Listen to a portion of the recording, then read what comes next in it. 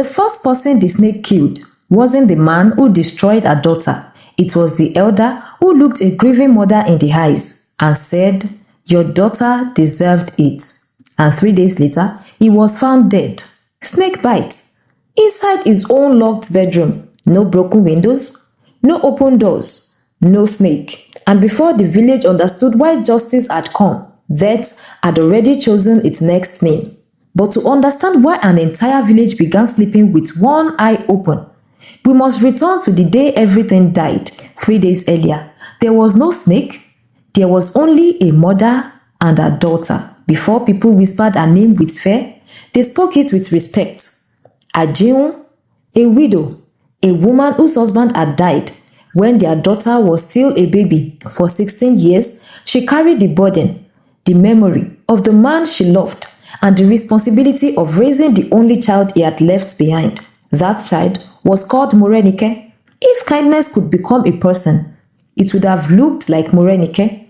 She greeted every elders. She helped every old woman. She shared whatever little food she had with children who had less. Whenever villagers saw mother and daughter together, they smiled. Ajiun, God took your husband, but he left you an angel. Ajiun would always smile, not because life had been easy, but because every hardship became lighter whenever Morenike called her Mama. Every morning, before sunrise, the same routine never changed. Morenike picked up a clay water pot, wrapped a light cloth around her shoulder, then smiled at her mother. "Mama, I'll be back before your fire goes out." Ajiun laughed.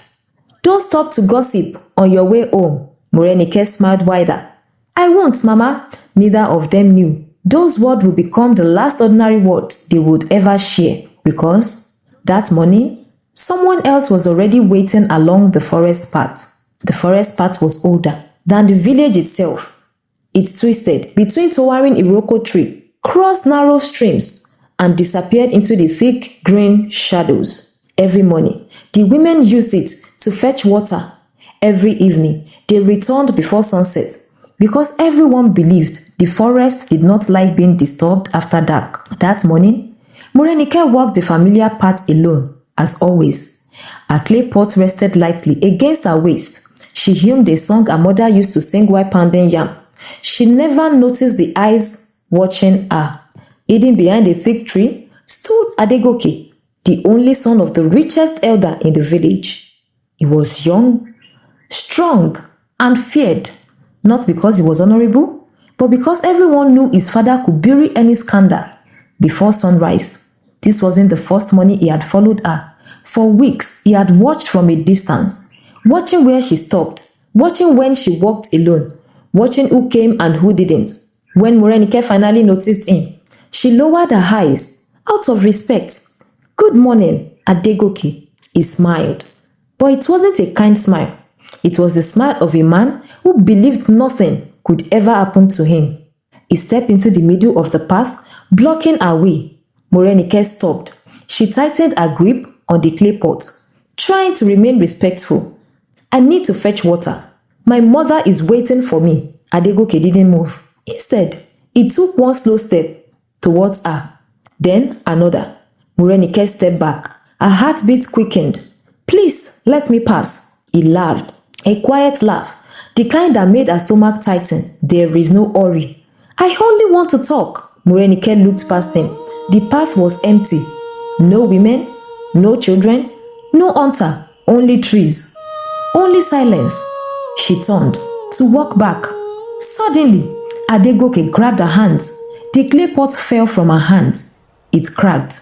It shattered against the rock. Morenike screamed, loud enough to wake birds from the tree.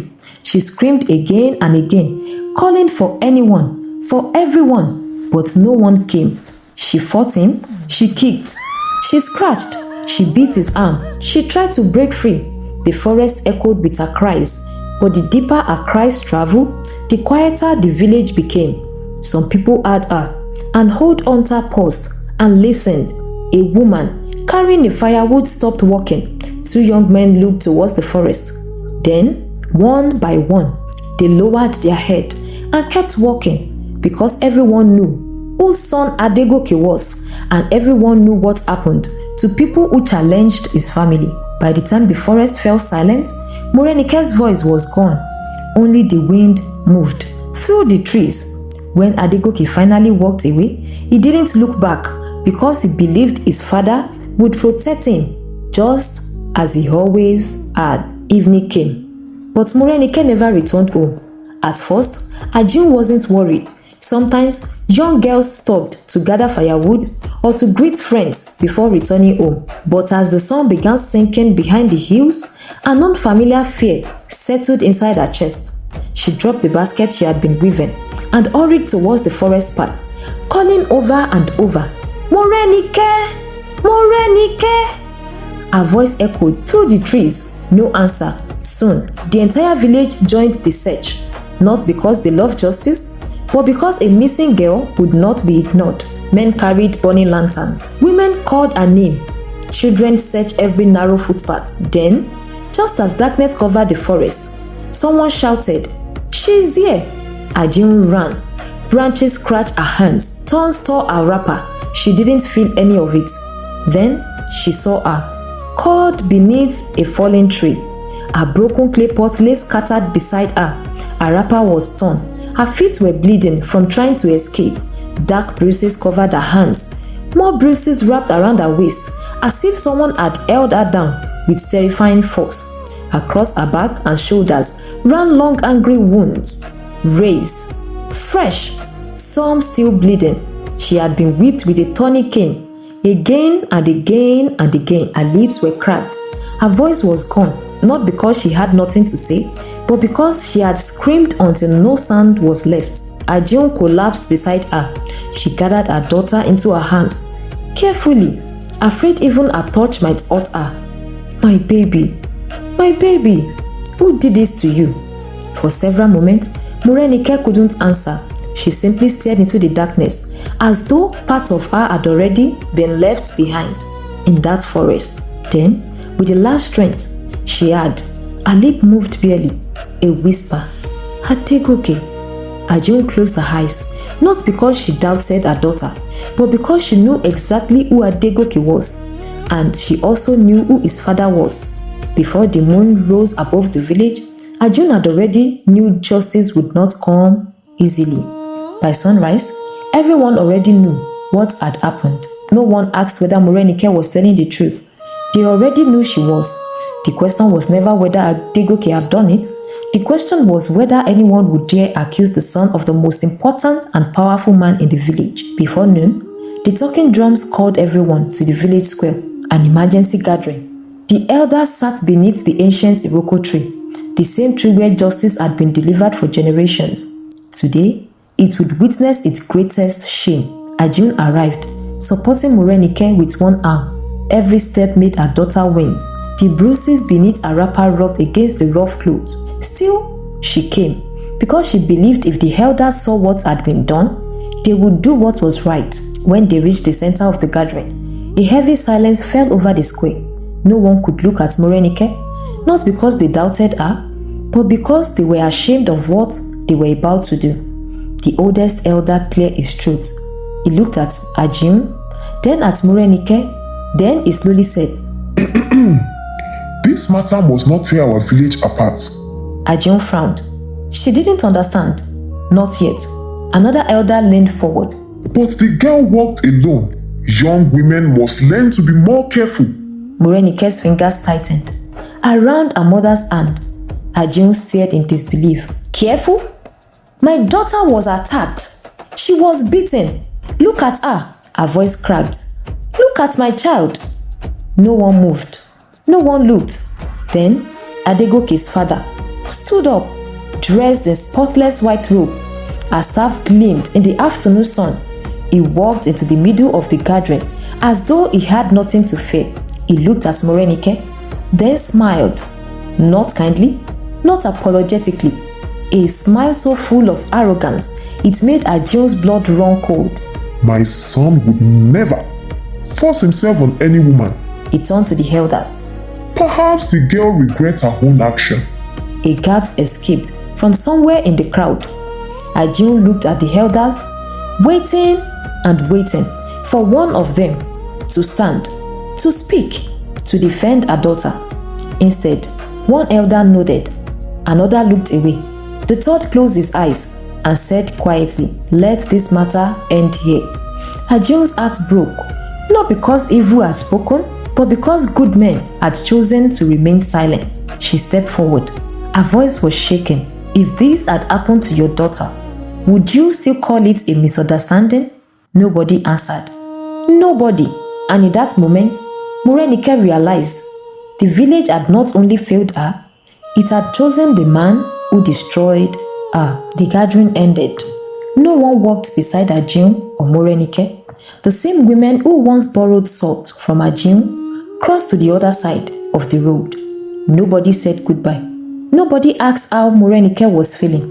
As they walked home, they heard whisper, soft, cruel, impossible to ignore. "That's the girl. Don't let your daughter walk with her." One mother quickly pulled her little girl behind her. "Stay away from her." Bad character spreads. Morenike heard every word. She lowered her head, but she kept walking. Because sometimes, silence is the only dignity left. 2 days later, Ajiun asked Morenike to buy vegetables at the village market. Not because she wanted to send her, but because she hoped that seeing familiar faces might remind her daughter that life wasn't over. The market fell silent the moment Morenike arrived. Women who greeted everyone pretended not to see her. The first trader turned her back. "I have nothing to sell to you." The second covered her basket. "Go elsewhere." The third woman looked directly into Morenike's eyes. Then she spat onto the ground between them. "Shameless girl!" Morenike's hand began to shake. She turned to leave. Then she heard laughter. 3 young women stood together. Girls who had once shared food with her. Girls who once called her sister. One of them laughed just loud enough for everyone to hear. Maybe she enjoyed it. The market erupted with laughter. Not everyone laughed, but nobody stopped it. Morenike didn't cry. She didn't speak. She just ran. She ran until the laughter could no longer reach her ears, but it followed her inside her heart. That evening, Ajiun went from house to house, not asking for money, not asking for food, only for the truth. She knelt before the first elder. "Please, my daughter is innocent. Please tell the village she is innocent." The old man closed his door. Without a word, she went to the second elder. His wife answered, "My husband is not at home."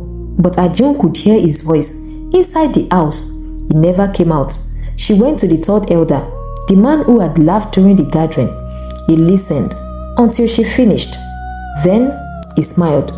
A slow, heartless smile. "Go home and teach your daughter how to behave." Something inside Ajiun cracked.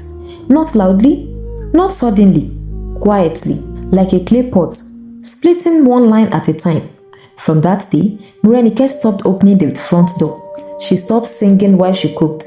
She stopped brushing her hair. She stopped looking at herself in the mirror. Every night, Ajiun heard her crying. Every night, she held her daughter and whispered, "You did nothing wrong. You hear me? You did nothing wrong." Morenike always nodded, but her eyes no longer believed what her mother's heart desperately wanted her to believe. The village had failed to kill her body, so it began to kill her spirit.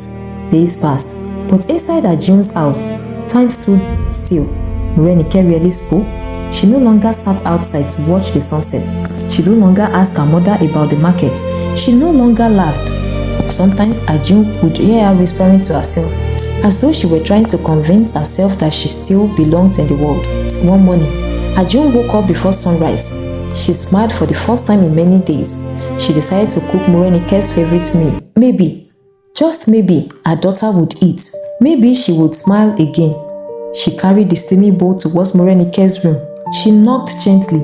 "Morenike, my child, breakfast is ready." No one answered. She smiled again. "Morenike, you are still sleeping."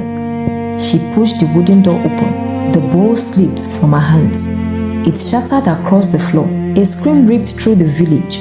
Not the scream of fear, the scream of a mother whose heart had just stopped beating. Neighbors heard it. They came to their window. They opened their doors. They looked, but nobody entered. Nobody. Inside, Ajiun held Morenike's lifeless body. against her chest, rocking her gently, like she had done when Morenike was a baby. "Wake up, my child. Please, wake up." But Morenike never answered. The following morning, Ajiun faced one final cruelty. She couldn't carry her daughter to the cemetery alone, so she knocked on her neighbor's door. Silence. She knocked on another. No one opened. She knocked again and again. House after house after house. Every door remained closed. Some people watched through tiny cracks in their window. Others pretended not to hear. Nobody came. So Ajiun wrapped her daughter in white clothes, lifted her onto her back, and carried the child she had carried for 16 years, one final time, alone, through the entire village. The road was lined with people, but nobody stopped her. Nobody helped. Nobody even said, "I'm sorry." When she reached the cemetery, there was no choir, no drummers, no mourners, only one mother, only one shovel, and one grave. As the last handful of earth covered Morenike, something inside Ajiun was buried with her. The night after Morenike's burial, the village slept as though nothing had happened. But Ajiun did not sleep. She sat inside the empty house, staring at the wooden comb her daughter used every morning. When the moon rose high above the trees, she stood. Without a word, she wrapped a dark cloth around her shoulders, opened the wooden door, and walked into the night. She did not look back, because there was nothing left to return to. The forbidden forest waited. The deeper she walked, the colder the air became. No insect sang, no bird called. Even the wind seemed afraid to enter. Then she reached the ancient iroko tree. Its roots rose from the earth like a giant snake. Its branches covered the sky, older than memory, older than the village itself. Ajiun fell to her knee. Her forehead touched the ground. "I begged my people for justice. I begged the elders for mercy. I begged the innocent to speak. No one came." Her tears fell onto the roots of the ancient tree. One drop, then another, and then another. She lifted both hands towards the darkness. "If there is anything older than man living here, please hear me. I have nothing left to lose." Nothing happened, only silence. Ajiun closed her eyes. Slowly, she stood. She turned to leave. Then the forest spoke. "Justice always has a price." Ajiun froze. She turned slowly. No one stood behind her. The voice came again, older than thunder, older than time. "Would you pay it?" Without hesitation, Ajiun answered, "Yes." The earth began to tremble. Leaves spiraled into the air. The roots of the iroko shifted apart.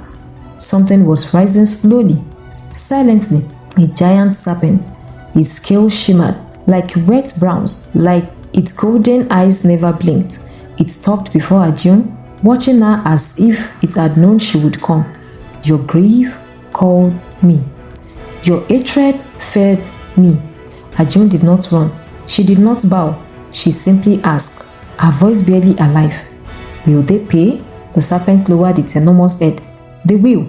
The man who destroyed her, the elders who protected him, the mouth that lied, the eyes that watched, the heart that chose silence."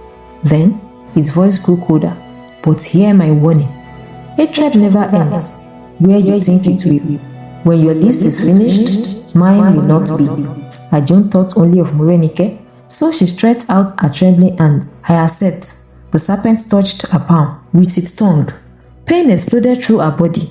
She screamed. The forest echoed with her voice. Then everything went black. When dawn broke, Ajiun walked back into the village. She looked exactly the same, except her eyes. Morning came. Like every other morning, rooster crowed. Women swept their compound. Children laughed as they chased one another through the dusty path. For a moment, it almost felt as if nothing had happened. Then, a scream split the morning air, a scream so full of terror that every bird rose from the tree. It came from the compound of Elder Fagbemi, the very elder who had said the girl should have known better. Villagers ran from every direction.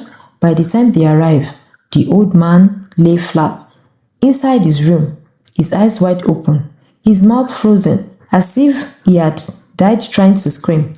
The village healer knelt slowly. He lifted the old man's leg.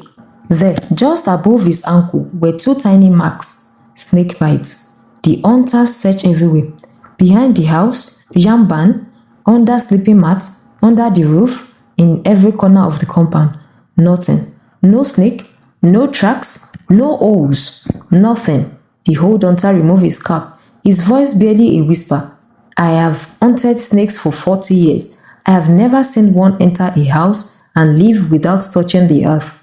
Nobody answered. Because nobody had an answer, that afternoon they buried Elder Fagbemi. This time, the village was uneasy. People whispered. Children were pulled closer to their mother. Older women began trying protective charm around their waist. Only one person said nothing. Ajiun, she stood at the very back of the mourners, silent, still, watching, not with joy, not with pity, only watching. That night, the snake asked his first question. Who stands guilty tonight? Ajiun opened her eyes. She spoke the name, the elder who laughed when I begged for my daughter. Far away, inside another compound, a man awoke to the sound of something slithering across his roof. The following morning, another scream. This time, it came from the compound of Elder Balogun, the same man who had said, Go home and teach your daughter how to behave. When the villagers arrived, they stopped at the doorway. Nobody wanted to enter. The old man lay on his sleeping mat. His hands clutched his own throat. His face twisted in absolute terror. Again, the healer lifted the leg. Again, two tiny marks, snake bite. But once again, there was no snake, no trail, no broken roof, no hole in the wall, nothing. An old woman began trembling. She whispered, This is no ordinary snake. It knows who it wants. For the first time, fear entered the village. Not fear of snakes, fear of judgment. That evening, no child played outside. No drum were beaten. No song were sung. Before sunset, every mother called their children inside. Every father checked beneath the bed. Every hunter placed charms at his doorway. Nobody slept peacefully. The next morning, the market woman who had spat at Morenike never opened her store. By midday, the trader who had refused to sell to Morenike was dead, snake bite. Before sunset, the young woman who laughed and said maybe she enjoyed it, collapsed while drawing water, also snake bite. The village could no longer pretend. These were not random deaths. These were the very people who had destroyed Morenike after the forest. That night, inside his mansion, Adekunle's father couldn't eat. His food grew cold. His hands wouldn't stop shaking. For the first time since the gathering, he remembered Ajiun's face. Not the tears, not the begging. Her eyes, those empty, broken eyes. He called his servant. Double the guard. No one sleep. Search every room. Kill every snake you find. Outside, 10 armed guards surrounded the compound. Torches burned throughout the night. Spear lined the wall. No snake could possibly enter, or so they believed. Miles away, beneath the ancient Iroko tree, the serpent lifted its head and asked once more, Who stand guilty tonight? Ajiun didn't hesitate. She whispered one name, Adegoke. Night settled. Over the village, not a single drum was heard. Not laughter, no song, only silence. Inside the elder's mansion, Adegoke sat, trying to convince himself there was nothing to fear. He laughed, but the laugh didn't sound like his own. It's only an old wife tales. A snake cannot choose its victim. Outside, 10 armed guards stood. Some patrolled the walls, others searched every room with burning torches. The doors were bolted, the windows were sealed, even the smallest crack had been stuffed with clothes. His father walked from room to room, checking every corner, every shadow, every roof beam. Finally, he placed both hands on Adegoke's shoulders. No snake will touch you as long as I breathe. Adegoke believed him. He laid down, closed his eyes, and sleep slowly claimed him. Just after midnight, one of the guards heard something, not footstep, not breathing, a soft dragging sound across the roof. He raised his torch. Nothing. The sound stopped. Another guard looked towards the courtyard. Still nothing. Only darkness. Then, from inside the house came a scream. Not loud, short, sharp. Then, silence. Every guard rushed towards Adegoke's room. The door was still locked. His father stood frozen. He himself had the only key. His hands began to tremble. Slowly, he unlocked the heavy wooden door. It creaked open. Adegoke lay motionless on his sleeping mat. His eyes stared at the ceiling, frozen with terror. His father fell beside him. No! No! My son! My only son! The village healer forced himself to look. Slowly, he pulled back Adegoke's collar. There, on the side of his neck, were 2 tiny marks. Snake bites. Every guard looked at one another. The windows had never opened. The doors had remained locked. No snake had entered and no snake had left. Yet death had come. Outside, the news spread before sunrise. The man everyone believed was untouchable was gone. That morning, the entire village gathered outside the mansion, not to comfort the family, but because they were afraid that justice had finally lent their names. Ajiun stood at the edge of the crowd. She watched Adegoke's father hold his son's body. She watched him weep without restraint. She watched him beg for one more chance. For a brief moment, the serpent's voice echoed inside her mind. One name still remains. She knew who it meant. Adegoke's father, the man who buried the truth, the man who buried her daughter with his lies. Ajiun closed her eyes. Then slowly she shook her head. No, he will live. He will wake every morning to remember what it feels like to lose an only child. The serpent said nothing. It obeyed her choice. That night, beneath the ancient Iroko tree, the serpent lifted its head and asked again, who stand guilty tonight? And for the first time, since the bargain began, Ajiun did not answer. She thought of every face that had stood against Morenike, the elders, the women, the traders, Adegoke. Every one of them had answered for what they had done. She opened her eyes. No one. The serpent did not move. Then, very slowly, it raised its enormous head. If a snake could smile, this one did. Then I shall choose. Ajiun's heart stopped. What? No, our agreement is finished. My daughter asks justice. The serpent cycled her. Once, twice. Its voice was calm, almost gentle. I warned you. Hatred does not stop because you are satisfied. It hungers. It always hungers. Ajiun stepped back. You promised the guilty. The serpent tilted its head. I promised to begin with the guilty. Ajiun felt fear, not for herself. For the first time since Morenike died, she feared for someone else. The following day, nothing happened. No scream, no funeral, no snake bite. The village began to breathe again. Children returned to the dusty road. Women opened their store. Men returned to their farms. Some even whispered, the cause is over. But Ajiun could not sleep. Every sunset, her body grew colder. Her hands began to tremble. Her bones ached. She knew the transformation was coming, whether she wanted it or not. Before the sun had completely set, pain shot through her spine. She collapsed. Her finger twisted. Her skin rippled. No, not again. She clawed at the floor, trying to hold on, trying to remain human. But the serpent's voice slid through her mind. Feed! Her scream became a hiss. Her body stretched. Scale covered her skin. Moments later, the great black cobra slitted out into the night. But this time, Ajiun was still inside, still watching, still fighting. She begged her own body to stop.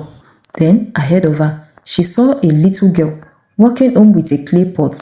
Balanced on her head, the little girl walked slowly along the narrow path. She couldn't have been more than 16, the same age Morenike had been. She hummed a little song to herself, balanced the clay pot upon her head, completely unaware that death was watching her. Hidden among the tall grass, the giant black cobra lifted its head. Its golden eyes locked onto the child. Inside, Ajiun screamed. No, not her. The serpent whispered inside her mind. Strike! Ajiun fought with everything she had left. The serpent pressed harder. Strike! The little girl stopped walking. She frowned as though she had heard something move in the grass. She turned. Their eyes met. The little girl did not scream. She didn't run. She simply smiled. A small innocent smile. Exactly the way Morenike used to smile whenever she returned from the stream. The clay pot, the narrow path, the fading sunlight. For one heartbreaking moment, Ajiun wasn't looking at a stranger. She was looking at her daughter. Morenike, the serpent hissed. Liar! She is not your daughter. Strike! Ajiun let out a scream. Not the hiss of a serpent, the broken cry of a mother. With every ounce of strength, she turned away from the child and fled. She raced deeper into the forest. Branches tore at her skin, thorns ripped through her flesh. She didn't stop. She couldn't stop. She reached the ancient Iroko tree and collapsed, her body twisted back into human form. She fell to her knees, bruised, bleeding, shaking. No, not another child. Never again. The serpent emerged from the darkness. It circled her once, twice, 3 times. Its eyes burned like fire. Move! Ajiun shook her head. Strike! She closed her eyes. Tears rolled down her face. I asked for justice. I did not ask to become a monster. The serpent's voice grew colder. Hatred does not know the difference between justice and hunger. It only wants more. Ajiun slowly lifted her head. For the first time since Morenike died, peace returned to her face. A gentle smile appeared, not because her pain was gone, but because she finally knew what she had to do. Then, take me. The forest became still. Even the wind stopped breathing. The serpent stared at her for a very long time. Then, without another word, it coiled around her body. Once, twice, 3 times, the ground began to tremble. The ancient Iroko shook violently. Birds burst from the trees. A great wind swept through the forest. Then everything became silent. 3 days later, the villagers gathered at the edge of the forbidden forest. Nobody had seen Ajiun since the night Adegoke died. Slowly, they searched among the tree. They found a kora bead, a wrapper, folded neatly at the foot of the ancient Iroko. But Ajiun was nowhere to be found. Then, deep inside the forest, they heard it, the soft sound of scale sliding across dry leaves. They looked up. A giant black serpent glided silently between the trees. It paused, turned its head towards the stranger. Its golden eyes held no anger, only an ancient sadness. Then, without a sound, it disappeared into the darkness. The old people of that village still tell the story, not as a tale about snakes, not as a tale about revenge, but as the story of a mother who lost everything except the part of her heart that refused to let another innocent child suffer for her pain. Sometimes, the greatest victory is not destroying your enemy. Sometimes, it is refusing to become one yourself. Years passed. Children grew up, hearing the story. Mothers warned them never to mock the innocent. Fathers taught their sons that power could silence a courtroom, but never a guilty conscience. The part where Morenike used to fetch water became quiet. No one walked there without remembering her name. And deep inside the ancient forest, the old Iroko tree still stood, older than memory, older than revenge. Some hunters claim they sometimes saw a giant black snake resting beneath its roots. It never chased anyone. It never attacked anyone. It simply watched, as though it had already seen more pain than the world could ever understand. The oldest woman in that village would always tell children the same thing. That is not a monster. That is a mother keeping a final promise. Because even after her heart had been broken, even after the world had betrayed her, even after darkness offered her endless hatred, she chose to let her own life end before another mother would have to bury her child. So, if you ever had the leaves moving inside the forest, when there is no wind, do not run. Do not be afraid. Simply remember, Ajiun, the mother who wanted justice, but chose mercy. And perhaps that is the greatest kind of justice the world would ever know. Now, I want to ask you something. If you were Ajiun, would you accept the snake's offer to avenge your daughter? Or would you have let the guilty go unpunished? Tell me your answer in the comments. And if you enjoyed powerful African folk tales filled with mystery and justice, don't forget to subscribe, because next time we will uncover another forgotten legend that will leave you questioning everything. Until our next story, may your heart always choose justice before revenge.